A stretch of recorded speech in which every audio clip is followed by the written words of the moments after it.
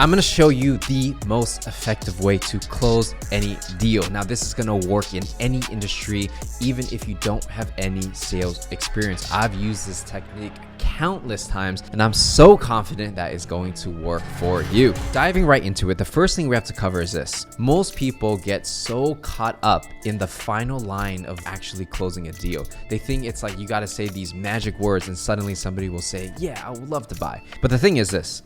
Closing starts way in the beginning. Just because you ask in a very special way at the end doesn't mean someone's gonna say yes, right? There's no magic technique. The reason for this is because closing is really just getting the person to agree to buy your product. Sales starts at the beginning of the conversation, from the moment you look in someone's eyes and you shake their hand.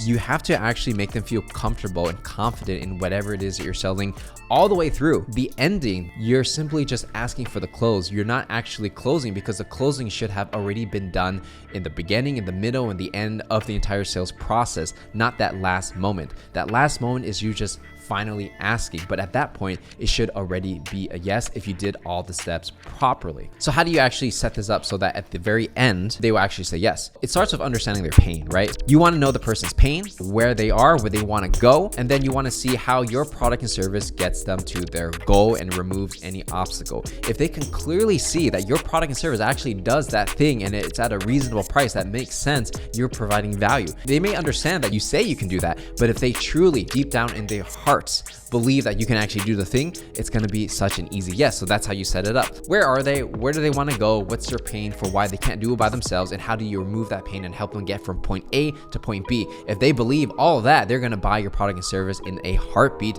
if your price is right. So now that you understand the framework of how to actually get to the close, and again, it's all about setting it up. Let's go ahead and give you the technique, because I know everybody wants the technique of what you say when you actually close. So this is the one I personally use, and just know this. If you search on Google or whatever, there's gonna be a million different closing techniques that everybody claims works. The reality is, a lot of them do work, right? Every closing techniques can work. It's just which one do you want to use? So the one I personally use is assertive, not too high pressure. It's more relaxed and cool, right? So usually I'll say, like, after all the things are said, I'm finally getting close to closing out the meeting. I'll say, hey, is there anything else you need to see before making a decision? So what does this do here? When I ask this, I'm not saying like, hey, sign now. I'm just asking them like, hey, is there anything else you need to see before like we move forward? And if they say, I saw everything I need to see, it looks good, so I'm good to go. Then I'll say, all right, great. So I'll send over the contract, and how about we get started right away? And they will be like, yeah, that's exactly what I want to do. Most of the time, they may not be ready to sign right there, right? It's usually very uncommon unless you're doing like some kind of sales where it's very high pressure, like car selling or something like that, or selling something at the mall where they got to buy it right there, right now for that special deal. Most B2B sales aren't really like that. Like if you're selling software or consulting, people need time, they need approval, they need to ask their boss, whatever the case is. If I say, hey, is there anything else you need to see before moving forward? They might say, yeah, I need to talk it over with my boss.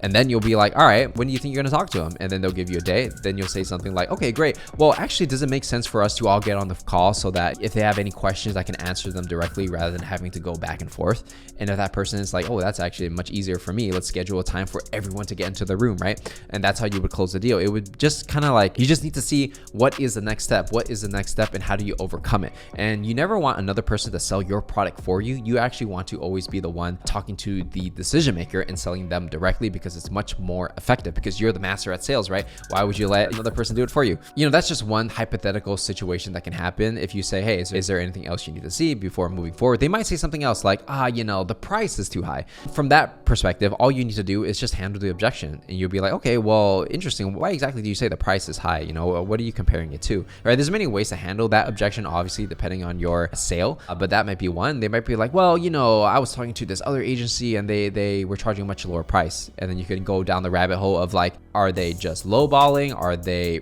providing the same services? Are they actually better at getting the results? Because they could charge a lower price, but it doesn't mean they can get you the same result, right? So there's many different ways to handle that objection, but your goal is to not guess what their objection is. Your goal is to ask them what their objection is. That's why I like this close. It's literally just, hey, do you have any other objections that I can overcome before you close the deal?